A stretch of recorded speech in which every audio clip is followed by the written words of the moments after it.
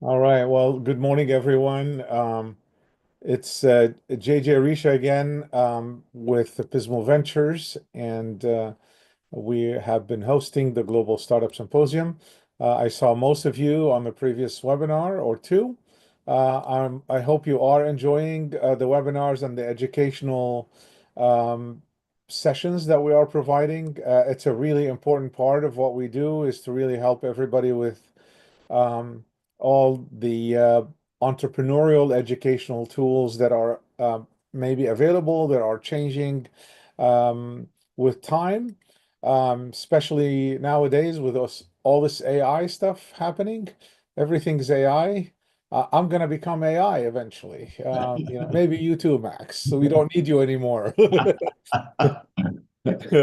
Um, glad you're all here. Glad you're enjoying the symposium.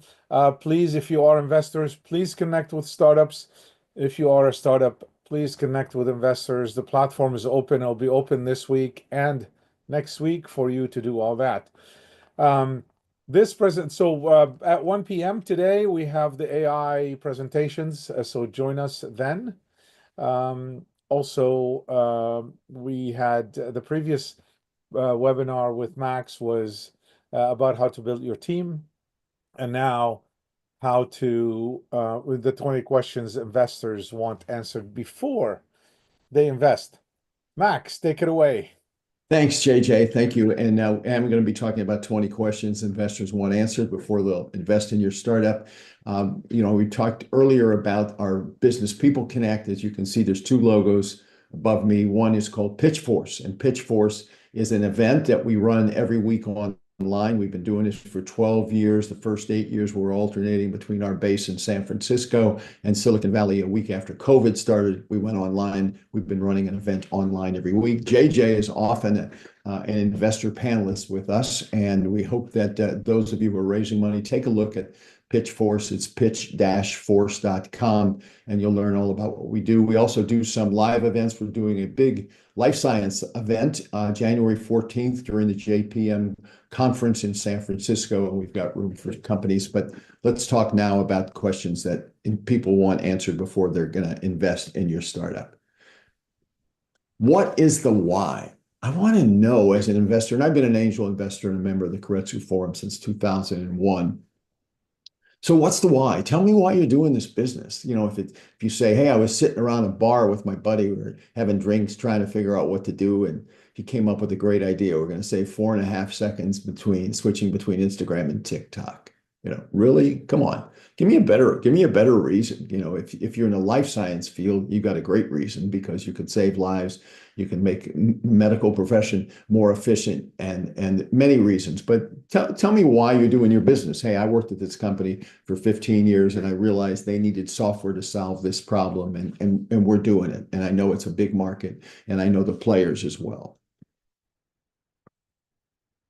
What's the problem you're solving? So when you're doing a pitch, and our pitches are 4-minute PowerPoint, and we help companies when they pitch, we give them an outline and we say, look, write out 600 words because we speak about 150 words a minute, spend this much time on the why, the problem that you're solving. Sometimes if you're a technical person, I've seen technical people take a minute and a half out of the 4 minutes to describe the problem. You don't need to. 2 or 3 sentences, you can tell me what the problem is and then make the solution very clear. You want to be able to you talk about your problem and your solution in terms that your grandmother would understand.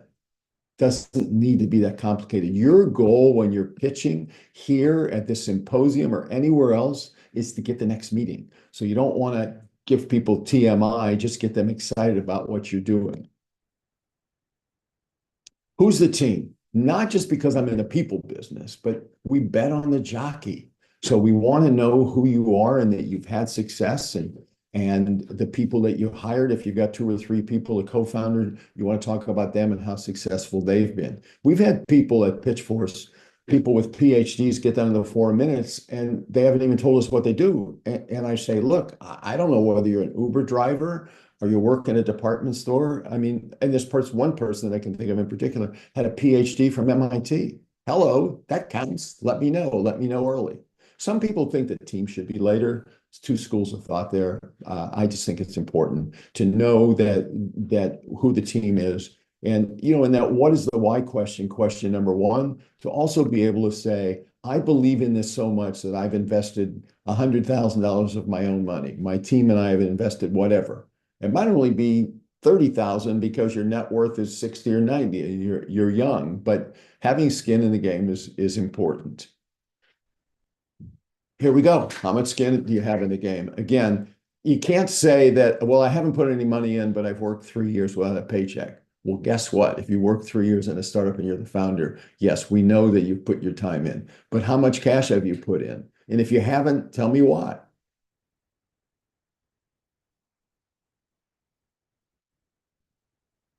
How will a company make money?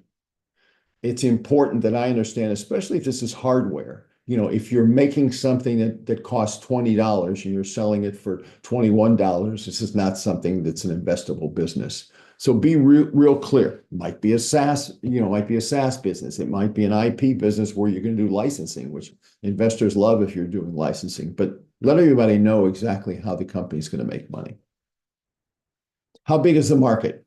So you need to know, you need to be able to tell us it's a big market, if it is a big market. There are a lot of businesses that we call lifestyle businesses that people don't need investors for and shouldn't have investors for. If it's a business that you can grow and it's throwing off $1 million, $2 million a year, there's nothing wrong with that. There's nothing that says that you've got to grow it to several $100 million, because as you do, there are many headaches that come along with it. If you're not in a big market, you're probably in the wrong place. If you are in a big market, let us know how big that market is.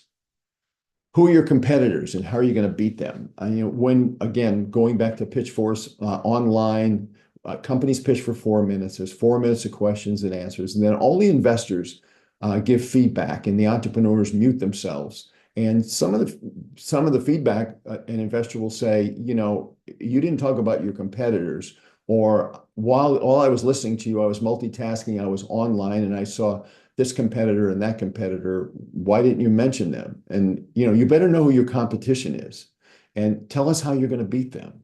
If Instagram, when it got started, there were 6 or 7 companies doing the same thing. They convinced Facebook that they were the one, and the rest is history, as we know. So just because there's competition doesn't mean you're not going to be successful. Don't tell me there's no competitors, because there are competitors for any good idea. Talk about how you're different from your competitors. Again, think about Instagram. They obviously had features that convinced Facebook they were the right people, this was the right team, and that they were going to be successful.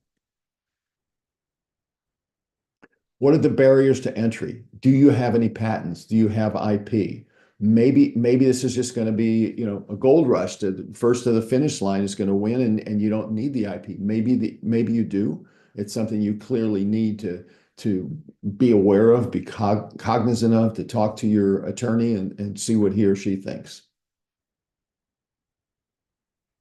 What's your go-to-market strategy? We're going to talk to some influencers and do some SEO. No, that's not a go-to-market strategy. I want details. I want to know why. I want to know what percentage of the money you raise is going to go into your marketing. If you're not familiar with these acronyms, you better be. If you don't know what your CAC is, your LTV, your MRR, your ARR, you can't talk to people without knowing those things. And it's easy enough to find out if you don't know what they are. I want to know your exit strategy and how long it's going to take, what kind of return I can expect. So at Pitchforce, we want your second to last slide to cover this. And the acronym that we use is WIIFM. If you're pitching, I'm catching. I'm the investor catching. I want to know what's in it for me. WIIFM, what's in it for me? You're raising $1 million. You need this money to grow your business. But, I'm thinking about how and when might I exit. So to be able to say that we think would be a great target for acquisition in 3 to 5 years, companies like such and such will be interested in us. Here's a couple of exits from companies doing the same thing that we did. That's really helpful as well. So again, let put yourself in the other person's shoes and think about what they're looking for, which is to capitalize on their investment. What's your relationship with the possible acquirers? If you have a relationship, mention that. That's great. We've had very early stage companies come in talking about their exit, and they say, I know two of the companies that are interested in us. I work with one of them here somewhere. I've got a relationship with them. That's help. If you don't, not the end of the world, but you sure as hell better know. You need to know who they are. How'd your investors do in your last company? And this is important. If this is your second or third company and your last company had 10 investors and 9 of them invested and the other would have, except she died, that's good. If you had 10 investors and only 2 are coming with you on this trip, that's doesn't look too good. How much money are you raising? Be real clear in your ask and be reasonable in your valuation. So what we like to hear is we're raising $1 million on a convertible note or a safe, 20% discount, 8% interest, and a cap of 4 million, 5 million. If you're really early and you have no revenue, don't come in thinking your business is worth $15 million. And don't tell me you're flexible and you come down to 12 and it should be 4 or 5. You're not going to participate in a pitch for us because it's not going to happen. You can't get funding like, yeah, but we got this. Hey, if I'm an investor, I'm looking at 2 or 3 companies and I like them equally, and 2 of them are priced reasonably at $4 or $5 million pre-revenue, and somebody else is at 12. They're not going to get funded. What's the use of proceeds? In other words, what are you going to spend the money on? Be able to tell that. You can, in a 4-minute pitch, it's hard to include that, but it can come up as a question later on. But just be real clear and let us know. And the money, none of the money is going to go to paying you back the money that you invested in the business. Investors are looking to invest and know that their money is being spent to put fuel on the fire, to grow the business or to finish the technology, whatever that might be. But as the founder, you're not taking cash out with my money now. How long do you see yourself staying on as CEO? There are very few people that have started a company and built it into a multi-billion-dollar enterprise. I can think of 2, Jeff Bezos and Mark Zuckerberg. But the skills that you need to start a business and grow it, and the skills that you need to take a business from 20 million to 900 million are usually different. Let me give you an example. We had a client many years ago that was at People Connect that needed a VP of sales. And we found them the VP of sales. And as a result, according to the CEO, they were able to get their B round from Bain Capital. The CEO said, we never would have done it without your guy. And then 2 weeks later, I get an email from him on a Saturday. I remember opening it up, and it said that he was going to be replaced as CEO. And I called him immediately. I said, Joe, they can't do this to you. And he said, calm down, Max. I said, what do you mean? He said, well, I'm really good at starting a business and bringing it to 10 or $15 million, which is where this business is today. But I've never taken a business from 20 to 300. And I've looked at the resumes of the 2 people they're considering to replace me. And either one of them would do a better job than I would.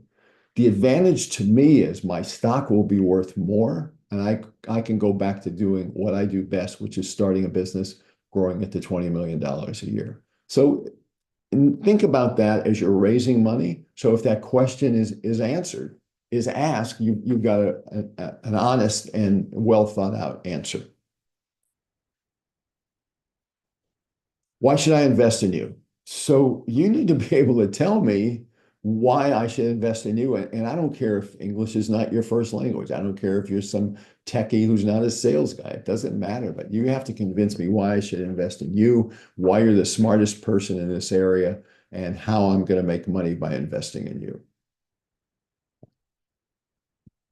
When you wake up at 3 a.m., what's on your mind? What are the challenges facing this business? And you need to be honest. You need to, if you say, we have no problems, Everybody has a problem.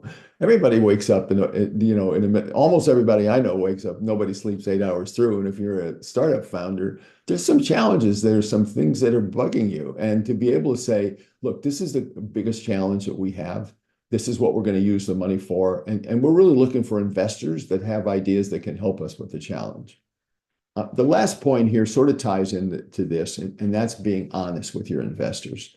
If you're BSing your potential investors at all, if you're playing in a gray area, if you're trying to slide something through, it's not going to fly. Investors find that out, and they find out you're slick in the slightest way. They've got better uses of their time than to invest them in somebody who's not for real.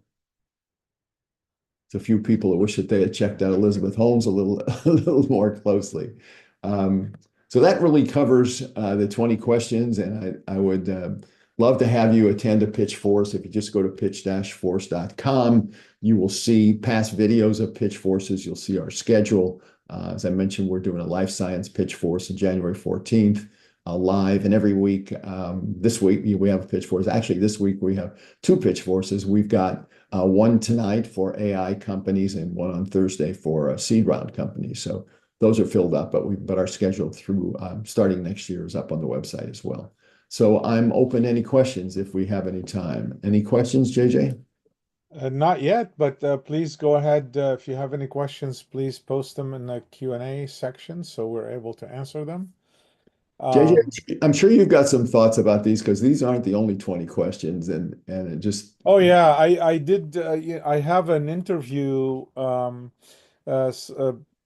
Someone interviewed me online maybe less than a year ago, and it's called the Perfect Pitch, and I talk about all these plus more. So it is on YouTube. I posted the link in there, but maybe you could tell them what those acronyms are. The CAC, LTV. Because you didn't answer. You said you got to know what those are. So maybe tell them what those are. Yeah, I would happy to CAC is a cost of acquisition. MRR is obviously monthly recurring revenue. ARR is annual recurring revenue. LTV, long-term value of the customer, of the client. Yeah, lifetime value or long-term Lifetime value. value. Yes, Either way, yeah. yeah. There is a question from Kurt that he says, you mentioned a founder cannot recoup costs sunk, but what about debt from unpaid vendors?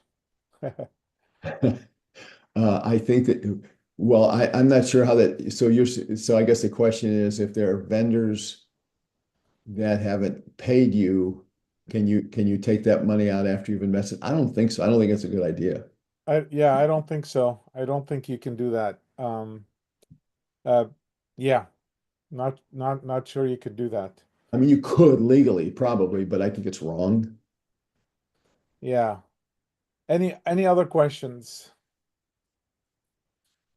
Uh, well, I mean, the very important thing that you kind of talked about as well is really understanding. Um, one thing that's really important that a lot of people don't concentrate on um, is really understanding your competition, understanding your customer. Because a lot of people say, okay, I'll come up with this and someone will buy it. So not understanding who the customer is at the end of the day. So I think it's really important knowing who your customer is and if that customer is going to buy whatever you're selling. Um, the other thing that's a little bit hard to do is when you have a life science company because you're Mhm. probably not going to get there for 10 years. Right. and even if you know who your customer is, which could be the payer, which could be a hospital, which could be a clinic, whatever it may be, it may not you may not know what that may be. So and it's really hard, um, especially because you're not going to commercialize for a while.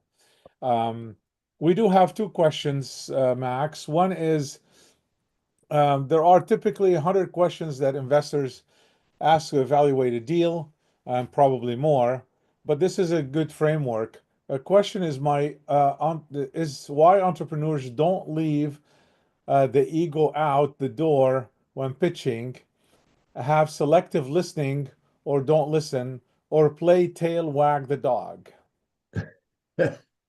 Uh, You got me. I mean, it's like, you need to be smart and you need to be a good listener and you can't be defensive. I mean, sometimes our critique at our pitch forces is really good. I'm smiling at the end of every 2 hour pitch force because if you pitch there, you're going to get great feedback from people like JJ and other investors. But when I see an entrepreneur who's like, oh, I know it all, and they're sitting there with their arms folded and they're not buying anything, and that the investors are selling, that's a big no-no. So I mean, you also have to have an ego to run a business, and so it's a challenge. It's a challenge to have It's a your. fine line, It literally a is. fine line.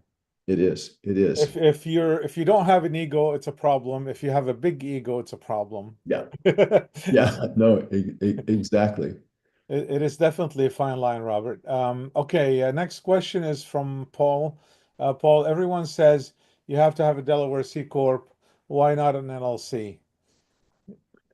It's just a lot easier for companies to get a Delaware C Corp. It's not inexpensive, but it's yeah, if and it's also almost like, if it ain't broke, why try to fix it? This is the way everybody goes. I'm not an attorney. I can't tell you, JJ, you may have a more complete answer, but it just seems like everybody's doing it. It's like why does an early stage company do a convertible note or a safe? Because it's cheaper and faster than selling equity early on. Yeah, I can answer that a little bit better.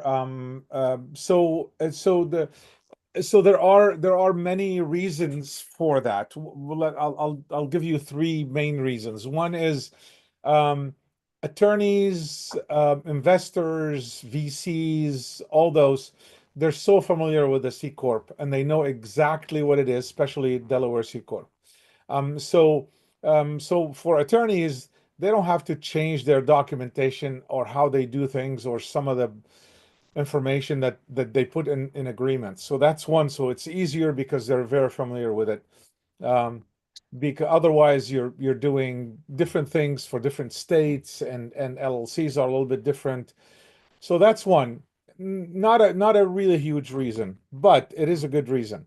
But the next two reasons are much more important in my opinion. One is um, the for an investor, there are a couple of IRS things that really help uh, both investors and startups. One is, I think it's called IRS Regulation 1202, which is the qualified small business stock. So what that is if you need to be a C corp. You cannot be an LLC or an S corp or whatever else. Um, if if um, if your investment as a founder or even as an investor, um, if your capital gain uh, is $10 million or less. So a simple example, I invest $1 million in your company, and again, it's a C corp, and then the capital gain when you sell it 3 years from now, it's $10 million for me as an investor. I pay zero taxes on that $10 million. It's a huge incentive for investors. So if you're not a C corp and you're not a qualified small business stock, which is Regulation 1202, um, it's I'm going to have to pay capital gain tax on that 10 million, which is, you know, between California and federal. If I am in California, you're talking close to, 30 some percent, 35%. Mhm. So it's a huge amount. That's why it's very important that you are a C Corp and you are qualified small business stock. So I could tell you one thing is I don't invest unless you are a qualified small business stock and you are a C Corp. So that's second reason. And it also applies to you as a founder. So if you invested $100,000 and that $100,000 became 10 million or your capital gain on it is 10 million, you're going to pay nothing in taxes from, so it's huge incentive for you as a founder. So it doesn't apply only to investors. Right. The third, this one is maybe a little bit less, but um, uh, as an investor, if I lost my investment, so if you fold um, the company, so you fold the company 2 years from now, 3 years from now, and I invested in you 100K or 50K, whatever it may be. Um, Usually what happens is I am not able to deduct that that investment. I can only deduct it as for capital gain purposes, which is out of that 50K I invested, I can only deduct $3,500, period. But if you are a C Corp, I can deduct the entire 50 grand against my ordinary income. So if I made that year, say 100 grand in revenue, let's say, I can deduct 50,000 against that 100 grand from the revenue I made, ordinary income. Long answer, but it's a really important answer, a really important question. So do a C Corp. Yeah, that's a great answer, JJ. I know we're up against the clock, but I want to mention one thing. I put in chat, Sticking to My Story. It's a book that I highly suggest you go to Amazon and buy. It's $15. And if you don't get any value out of it, let me know. I'll Venmo you the $15 back. I don't make anything on it. It's written by a woman. It's written by a woman named Donna Griffith, Griffit. Go to Amazon, put in Sticking to My Story. Why? Because she's the best storyteller and the best storyteller coach I know. If you go to her LinkedIn, and if you go to my LinkedIn and you look at recommendations, I have 50 plus people that have recommended me. You don't ask somebody for a recommendation unless you know that they really love you. If you go to Donna Griffith, again, Griffit, go to her recommendations. She has over 400 recommendations. Nobody has 400 recommendations. The stuff that's in this book will help you not only with your pitch, whether it's a written pitch you're sending out, you're giving it live, but it'll help you in dealing with investors all through your startup journey. So highly recommend that book. I just love it. And I've done, if you go on YouTube, I did a webinar with her that you can see and get a sense of what she's about. It's great, great stuff. JJ, I want to thank you for the opportunity to be here. As you know, I love the work that you do, and I wish all of the startups that are here today the best luck, both in raising money, and again, check out Pitchforce if you'd like to join us at any point. And once you have that money, we can help you build a great team at People Connect. Thank you very much. Thank you. Have a great one. Everyone, please join us for the AI presentations today at 1 p.m. Thank you, in a couple of hours from now. Thanks, Max. Thank Great you. presentation. Thanks, JJ. Appreciate Have a it. good one. Bye-bye.